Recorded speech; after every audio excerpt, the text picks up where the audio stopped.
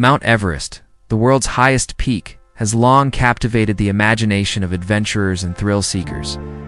But behind its majestic beauty lies a grim reality. Have you ever wondered how many lives this mountain has claimed? Buckle up, because we're about to take a chilling journey into the deadly statistics of Everest. Since the first attempts to conquer this formidable giant, Everest has taken a staggering toll on human life. As of 2021, over 300 people have perished on its treacherous slopes.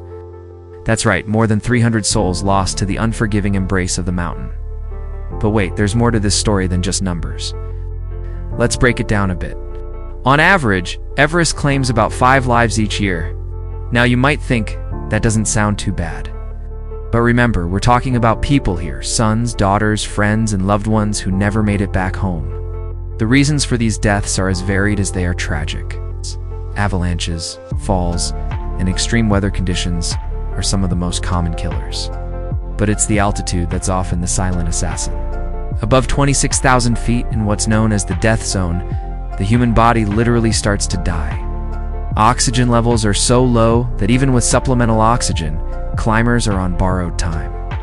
Now you might be wondering, why do people still climb if it's so dangerous? That's the thing about Everest. It's not just a mountain, it's a challenge. For many, it represents the ultimate test of human endurance and willpower. The desire to stand on top of the world is a powerful motivator, sometimes powerful enough to override common sense and safety concerns. But here's a sobering thought.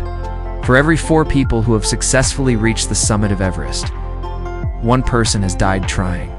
That's a 25% death rate. Imagine if those were the odds for any other activity. Would you still do it?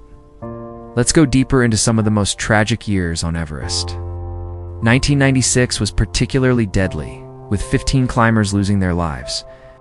This disaster was immortalized in Jon Krakauer's best-selling book Into Thin Air.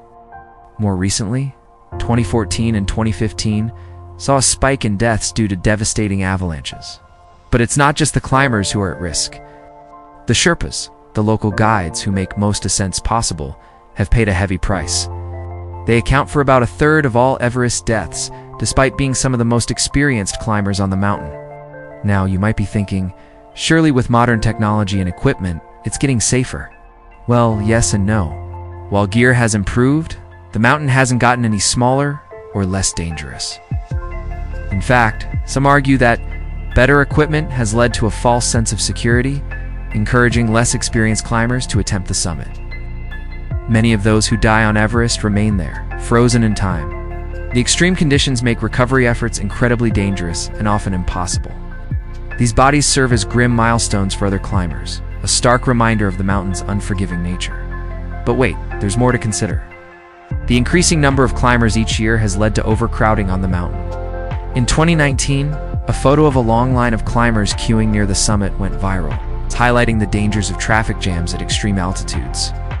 More people means more potential for accidents and less time for each climber in the safest conditions. So what can be done to reduce these deaths? Stricter regulations, better training, and more responsible tour operators are all part of the solution. But ultimately, the mountain will always carry risks. It's up to each climber to weigh those risks against their dreams of conquest. As we wrap up this journey into Everest's deadly statistics, let's remember that behind each number is a human story of ambition, of adventure, and ultimately, of tragedy.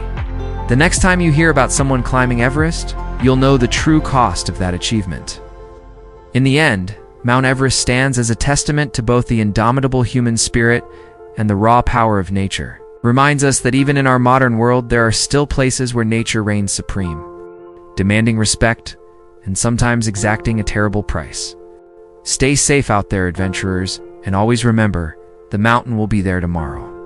But you might not be if you push too far.